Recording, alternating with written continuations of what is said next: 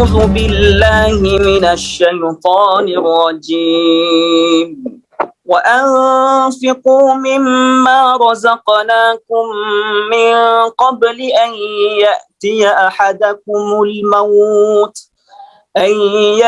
أحدكم الموت فيقول رب لولا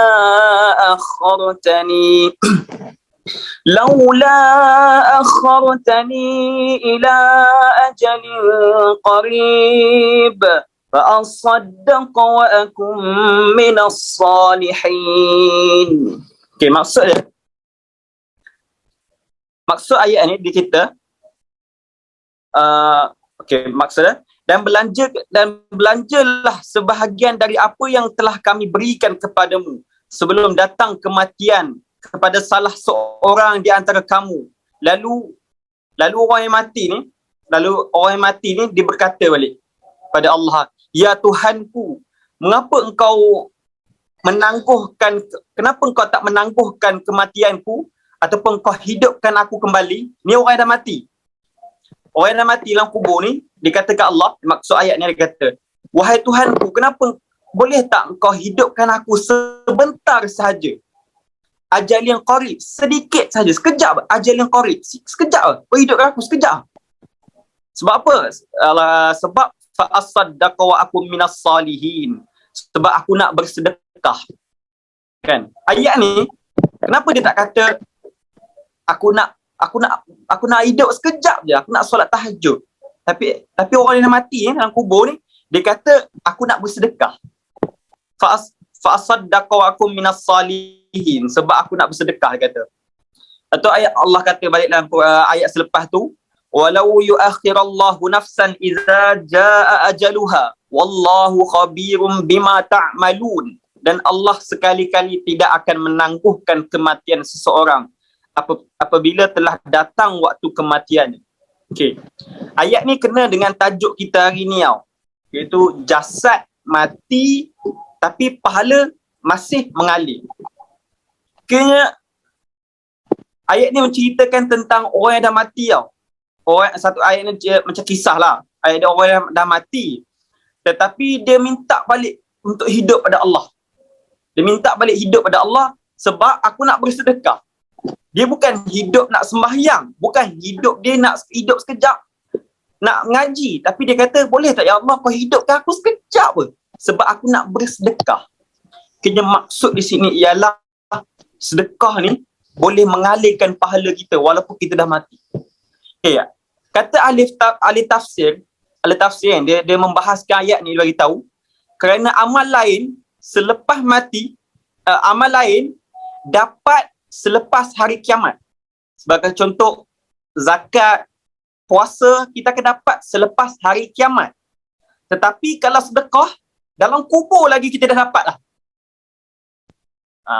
Ni ulama' katalah, dia membahaskan ayat ni, dia kata kalau amalan lain dapat selepas hari kiamat, kalau sedekah dapat waktu dalam kubur lagi. Sebab tu orang dalam kubur ni, dia cerita ayat ni, dia nak hidup semula sebab dia nak bersedekah. Dan ada hadis Nabi Muhammad SAW, hadis yang diriwayatkan oleh Muslim. Ayat beritahu dalam bahasa Melayu lah, jika anak Adam meninggal, maka terputuslah amalannya kecuali 3 perkara. Sedekah ilmu yang bermanfaat dan anak yang soleh. Maksud di sini ialah orang yang mati itu terputus. Tapi kalau kita nak sedekahkan pahala ke anak, bagi pahala kat dia orang masih boleh lagi dengan kita membaca Al-Quran. Kan Nabi kata kalau ada kematian kita mendoakan dia dan kita membacakan Al-Quran, bukan Al-Fatihah saja. Kan hari ni kalau ada kematian, jom kita sama-sama sedekahkan Al-Fatihah. Boleh je kalau kita kata jom sama-sama kita sedekahkan kepada beliau Al-Baqarah. Baca Baqarah tu. Kan? Boleh ya? Okey, hadis ni sekejap lagi saya terangkan. Saya nak petik satu hadis lagi. Hadis daripada Anas bin Malik.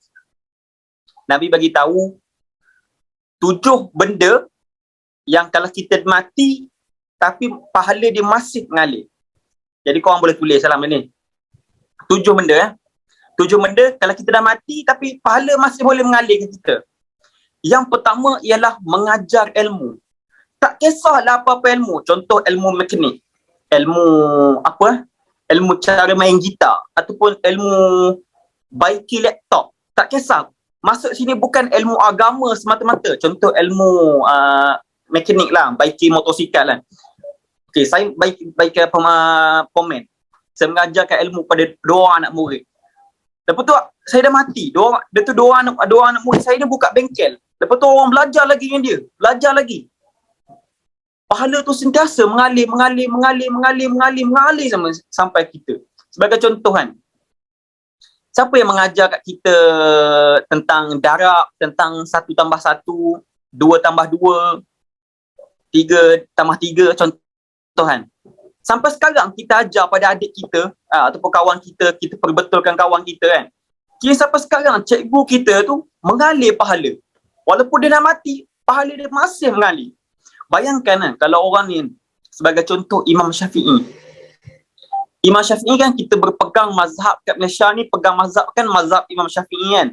Sebagai contoh kita sembahyang subuh. Sembahyang subuh ada kuno kan. Lagi selepas sembahyang subuh, selepas sembahyang kita ada wirid. Sebagai contoh mazhab Syafi'i. Bayangkan satu Malaysia ni guna mazhab dia daripada zaman para miswara lagi sampai sekarang. Orang guna mazhab dia lagi. Bayangkan pahala dia berapa banyak. Daripada zaman para miswara sampai sekarang, Malaysia masih guna lagi mazhab Imam Syafi'i. Kini baca kunut cara Imam Syafi'i kan. Kini pahala dia sampai sekarang dapat. Itu yang pertama, iaitu mengajar ilmu. Mengajar ilmu ni bukan ilmu agama semata-mata, ilmu dunia pun termasuk sekali. Tak kisahlah ilmu yang kebaikan lah, ilmu matematik ke ilmu apa-apa lah kan. Yang kedua, Nabi kata mendalamkan sungai. Sekarang ni mungkin dah tak ada dah kot. Tapi dalam hadis lah, saya nak sebutkan saja. Nabi kata mendalamkan sungai. Kalau dulu mungkin lah, sekarang dah tak ada rasa orang nak mendalamkan sungai ni. Mungkin kerja-kerja perhilitan lah rasanya kan. Kerja-kerja perhilitan lah. Maksud Nabi kata mendalamkan sungai ni untuk memberi manfaat kepada orang lain tau. Macam mendalamkan sungai, kena sawah-sawah padi, kena orang lain akan dapat manfaat lagi lah.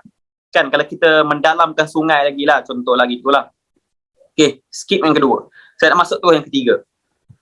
Yang ketiga, membuat perigi. Okay, ini zaman dulu membuat perigi ni. Tapi kita ambil konteks zaman sekarang. Zaman sekarang ialah contoh mesin air. Mesin air. Contoh orang nak beli kowe kan. Ada orang kata, saya hari ni saya nak buat kutipan, nak buat madrasah saya. Budak ni minum air pun terpaksa minum air kotor. Saya nak beli kowe untuk madrasah saya. Biarlah kita jadi orang pertama nak sedekah. Sebab apa? Selagi mana orang guna air tu, selagi tu kita dapat pahala. Contoh budak tahfiz tu gunakan kowe tu tahan kan. Ada waranti 5 tahun. 5 tahun kita dapat pahala. 5 tahun dapat pahala. Inilah maksud dia, membuat perigi. Kini kalau orang nak ataupun membaiki paip rumah kita, ataupun membaiki paip sinki ke, semua dapat pahala. Contoh orang buat sinki, kepala paip sinki rumah masjid ke, dekat rumah kita ke, selagi mana mak kita guna, selagi itulah kita dapat pahala. Air yang berjalan buka tu, selagi tak hancur barang tu, selagi tu dah kita dapat pahala. Walaupun kita dah mati. Okay, yang keempat ialah membina masjid. Nabi kata, maksud bina masjid ni ialah salah satu kalau orang minta infak kan, kalau madrasah ke, ustaz-ustaz kata saya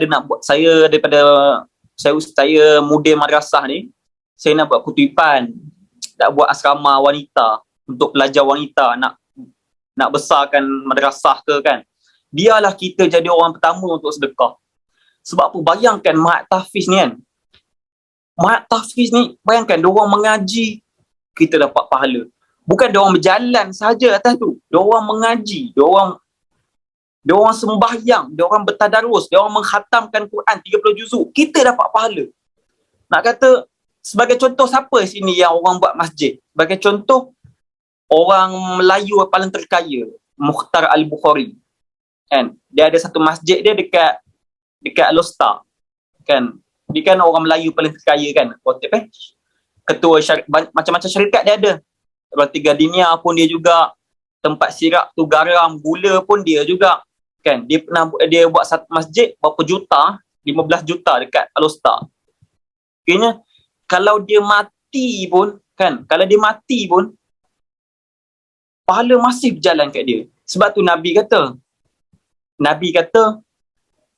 ada 3 sifat orang yang kita perlu cemburu kat dia. Wajib cemburu kat dia. Bukan cemburu maksudnya kita pergi tombok dia, cemburu dengan kau ni. Bukan maksud itu. Antara salah satunya ialah orang yang kaya tapi bersedekah. Yang kuat bersedekah. Wajib kita cemburu kat dia. Bukan wajib cemburu ni kita pergi ambil bomoh, kita buat ni, bagi tak laku kedai dia. Bukan itu maksud cemburu ni. Maksud cemburu ni kita nak lawan dengan dia. Kita lagi banyak sedekah kat dia. Kena Nabi suruh kita wajiblah cemburu pada orang yang kaya tapi banyak sedekah. Macam gini lah. Macam sebagai contoh, Mukhtar Al-Bukhari kan. Dia kaya tapi dia banyak sedekah. Sehingga kan nak ranking dia antara 10 orang terkaya di Malaysia ni, turun ke atas lah, nak kata terlalu banyak sangat dia sedekah. Kan? Kalau sekarang orang paling terkaya di Malaysia Robert Kwok, orang Cina kan. Tapi sayanglah bila orang bukan Islam yang kaya, kita sebagai orang Islam tak dapatlah zakat. Cuba bayangkan kalau orang yang paling kaya di Malaysia ni orang Islam, ataupun orang yang paling kaya di dunia ni orang Islam. Kena banyak banyak kebaikan yang dapat kat agama kita. Kena banyak dapat zakat lah. Yang kelima ialah mewakafkan Al-Quran. Mewakafkan Al-Quran. Sekarang kan banyak kan orang buat program wakaf Al-Quran. Sekarang kan Ramadan. Ramai orang buat program, siapa nak join wakaf Al-Quran, RM50 ataupun RM10, biasa RM50. RM10 pun ada juga. Kan, wakafkan Al-Quran. Bayangkan, orang yang membaca Quran ni, 1 huruf 10 pahala. 10 pahala tu dapat kat kita juga. Kan? 1 huruf 10 pahala. Allah kata dalam Quran, bukan saya kata, Allah kata dalam Quran. 1 huruf kita baca Quran, 10 pahala. Bagi contoh, Bismillahirrahmanirrahim. Bismillahirrahmanirrahim. Kiraan dia 190 pahala. Bismillah sahaja, 190 pahala. Al-Fatihah. Alhamdulillahirrabbilalamin. Ar-Rahmanirrahim. Malik yaumiddin. Iyaka na'budu wa iyaka nasta'in. 1555 pahala. Al-Fatihah sahaja. Kini pahala dia baca, kita dapat juga. Apa? Bayangkan. Kira kita ni kalau kita wakafkan Quran kan, ataupun wakaf ke adik kita, ke beli ke adik kita kan. Dek nah, kakak belikan Quran ni, Quran kecil. Kecil sangat, Quran comel tu lah. Dah baca Quran, bawa kat asrama. Kira kalau adik pergi surau, jangan baca Quran kat surau tu. Baca Quran yang akak beli. Kira adik kita baca Quran, kita dapat pahala. Kalau adik kita baca Quran, buat tadarus Quran 1 juzuk. Bayangkan, berbilion mat pahala. Kan? Ataupun adik kita khatam Quran terus, lagilah berbilion pahala kita dapat. Kan? Kira kalau kita dapat pahala sebanyak tu, kita ni bukan golongan yang fakir lah ke akhirat nanti, ke dalam kubur nanti. Ya? Masuk golongan fakir ni, kira sebagai contoh kan, kita nanti dah mati kan. Nanti Nabi kata antara golongan yang fakir ni ke akhirat ni ialah mereka bawa banyak pahala ni. Amal ibadat banyak, solat tahajud semua ni, banyak ni. Khatam Quran, hafiz Quran, banyak pahala. Buat baik ke orang. Maksud fakir Nabi kata, bila ke akhirat nanti, dia fakir. Padahal dia sebelum mati, dia antara orang yang paling kuat ibadat. Tapi dia fakir. Nabi kata, sahabat kata, sebab apa fakir? Sebab apa miskin ke akhirat? Padahal dia ni mati, banyak pahala. Sebab dia banyak buat salah orang. Bila dia buat salah orang, orang nak dia pahala dia. Kalau dia hutang aku, ambil sikit pahala aku. Dah sikit dah. Sikit-sikit. Lama-lamanya dia bukit. Kering. Fakir. Miskin. Miskin lah kita tak ada pahala. Sebab itu Nabi kata, itulah antara golongan-golongan yang fakir ke akhirat nanti. Yang keenam, doa anak kepada ibu bapanya. Kan, doa yang paling afdal ialah satu doa ni yang kita baca semua, Allahumma ghfirli wali walidayya warhamhuma kama rabbayana saghira. Yang tu untuk jamak. Kalau untuk seorang, Allahumma ighfirli wa liwalidayya warhamhuma kama rabbayani saghira. Untuk seorang kita. Kena kan doa ni kan famous kan. Kena kita walaupun mak kita hidup lagi ataupun mak kita dah tak ada, kita kenalah baca selalu doa ni. Allahumma ighfirli wa liwalidayya warhamhuma kama rabbayani saghira. Mudah doa ni. Kan? Kita dah hafal daripada sekolah rendah ke sekolah ni kan? Doa ni. Ataupun kita baca doa bahasa Melayu pun tak apa dah. Kan? Sebab pengorbanan mak ni sangat-sangat sakit. Nah, pengorbanan mak ni sangat-sangat besar. Bayangkan dalam surah Ali Imran, Maryam, mak kepada Nabi Isa alaihissalam. Dalam Quran cerita ni, ketika dia tengah syarat mengandung Nabi Isa ni, ketika tu dalam Quran cerita ayat berapa saya lupa. Ketika tu dia tengah berjalan di tengah padang pasir ni, tengah syarat mengandung ni, tengah berjalan tengah padang pasir. Lepas tu dia sandar kat pohon tamar. Lepas tu Maryam kata apa? Wahai Tuhanku, wahai Allah, andai kata aku tahu sakit melahirkan anak ni, lebih baik aku mati daripada aku hidup. Kena nak kata Maryam, perempuan nombor 4 paling hebat atas muka bumi pun boleh kata gitu. Maryam, mak Nabi Isa boleh kata gitu. Wahai Tuhanku, kalau aku tahu sakitnya lahirkan anak ni, baik aku mati lagi bagus daripada aku lahirkan anak ni. Maryam kata gitu dekat Allah ni. Maryam mengeluh. Nak kata sakit sangat lahirkan anak ni. Kalau mak kita ada mengeluh tak? Tak ada pun mengeluh tak? Nak kata mak kita hebat tak hebat mak kita ni, mak kita orang yang kelima lah paling hebat atas muka bumi. Kan setelah Maryam, mak Nabi Isa. Sebab itu pengorbanan mak ni sangat besar. Kan? Ayah pun sekali. Sebab tu dalam Quran kan, ada 7 ayat Allah suruh anak berbakti pada mak dan ayah. 7 ayat. 7 kali Allah cerita tentang anak berbaktilah pada mak ayah. Tetapi mak ayah berbakti kepada anak tak ada. Kosong. Tak ada langsung Allah kata. Tak ada. Sebab apa tak ada? Kayaknya anak sayang pada mak. Mak sayang pada anak. Tu memang dah fitrah. Mana mak tak ada sayang pada anak? Semua mak ayah mesti akan sayang pada anak dia. Benda tu dah fitrah. Beruk pun sayang pada anak dia. Tupai, kucing pun sayang pada anak dia. Ayam kan. Kalau kita datang kan, ayam tengah bawa anak dia, 2-3-4 ekor, kita datang. Tobat dia serang kita balik. Walaupun dia kecil, dia boleh serang kita balik. Dia tak takut mati pun. Nak kata, memang dah fitrah. Mak ni akan sayang pada anak dia. Tetapi anak belum tentu sayang pada mak dia. Anak belum tentu berbakti pada mak dia. Sebab itu Allah sebut 7 kali dalam Quran suruh anak berbaktilah pada kedua ibu bapa. Berbaktilah pada kedua ibu bapa. Kena 7 kali dalam Quran. Okey, yang ketujuh, yang terakhir ialah tanam pokok berbuah. Masuk di sini. Tanam pokok berbuah ni, Nabi kata, kena perbanyakkan tanam pokok yang berbuah. Kan? Kalau pokok bunga ni berbuah tak? Pokok bunga tak berbuah. Ni kalau pokok manggis, pokok rambutan berbuah tak? Berbuah. Pokok durian berbuah? Berbuah. Pokok bunga tak berbuah. Nabi suruh kita perbanyakkan tanam pokok yang berbuah. Buah pelam ke, buah mata kucing ke, buah apa-apalah. Sebab apa?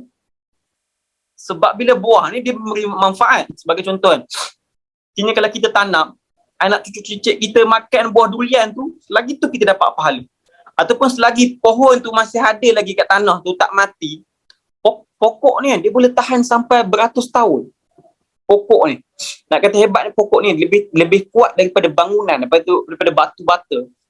Dia boleh tahan beratus tahun. Sebab itu ada pokok balak yang umur dia 200 tahun, 300 tahun. Kena pokok ni umur dia tua.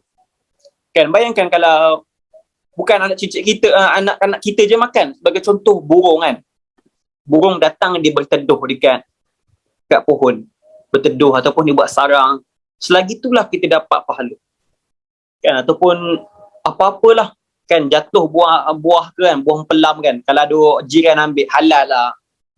Kan, takkan pelam sebiji pun kita nak kira. Sebagai contoh, kita duduk kat rumah taman kan. Biasa ke rumah taman lah, orang berebut pelam ni. Tanam depan rumah, lepas tu buah pokok pelam kita lebat. Lepas tu orang contohlah kan, orang India ambil. Dia orang ambil jenis tak bagi tahu kan. Ambil tu rembat tu kita pun marah bergaduh kan. Niatlah ikhlas halal lah. Ambil lah, dapat pahala kan. Kalau tak halal tak dapat apa-apa. Sebab dia pun tak ada pahala kok. Berapa kita nak bergaduh dengan dia kan. Dia pun non muslim. Berapa kita nak bergaduh, baik kita halal, kita dapat pahala. Halal lah kan. Berapa sen sangat buah kita nak halal dekat dia kan. Buah pelam ke, buah apa-apa dia ambil depan rumah kita halalkan dah kan.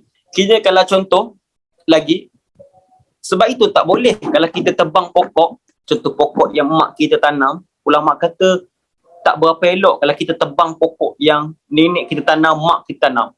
Sebab apa? Dia putus pahala.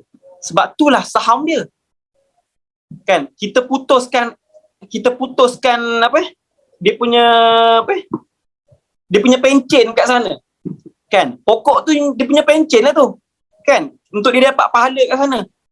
Tu kita pergi tebang lah untuk saja bagi lapang lah kan. Tak nak bagi nampak hutan-hutan. Putus pahala kat dia. Kena itulah 7 perkara yang Nabi kata ya, walaupun kita dah mati tapi dia masih boleh mengalir dekat kita. Yang pertama saya ulang balik, mengajar ilmu. Yang kedua, mendalamkan sungai. Dalam sungai mungkin dah tak ada sekarang, dah dulu je lah. Ketiga, membuat perigi. Membuat perigi maksud dia air, sumber air, kowe ke apa, paip rumah ke apa-apa ke. Keempat, membina masjid. Kelima, mewakafkan Al-Quran. Keenam, doa anak kepada ibu bapa.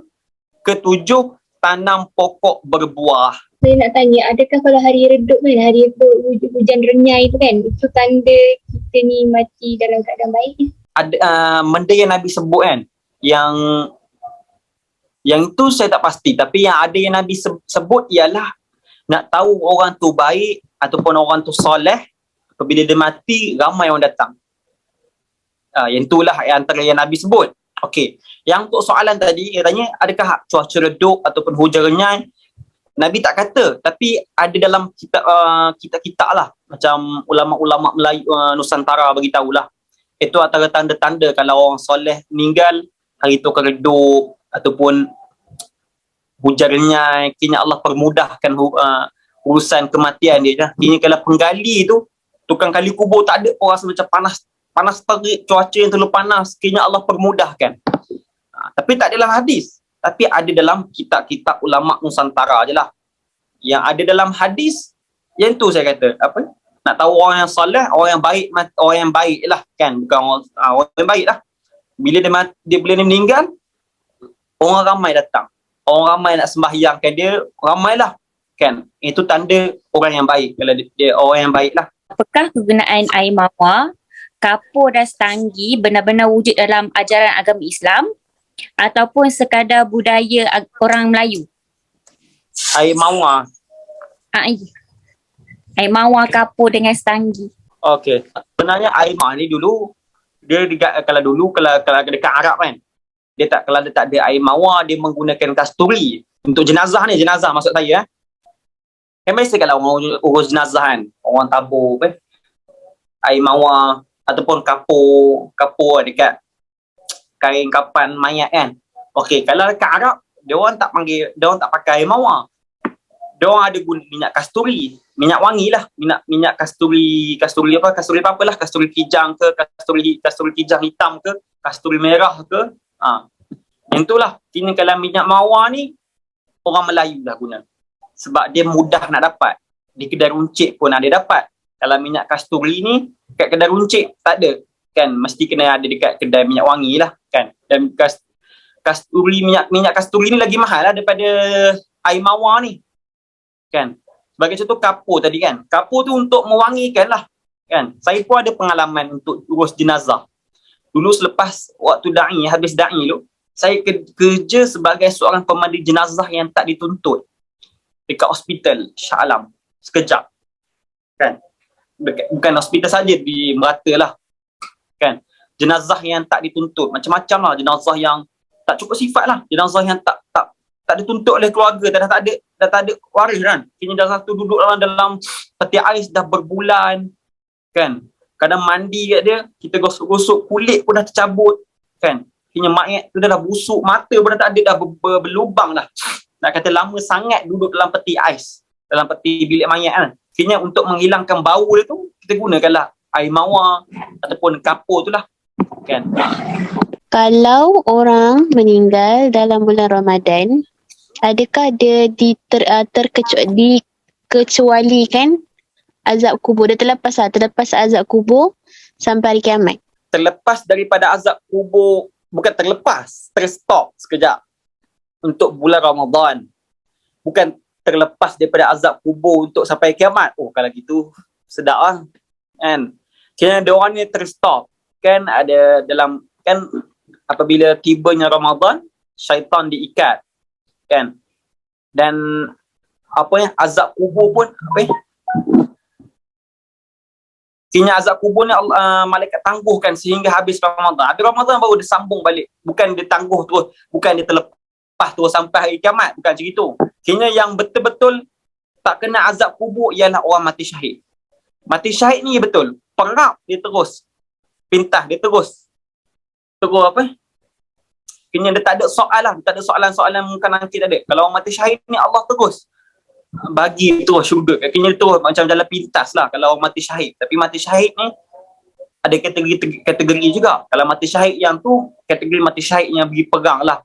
Pegang dekat Palestin. Itulah sebagai contoh. Kalau mati syahid meninggal Jumaat, itu tak dikira lah. Mungkin mati syahid yang rendah lah.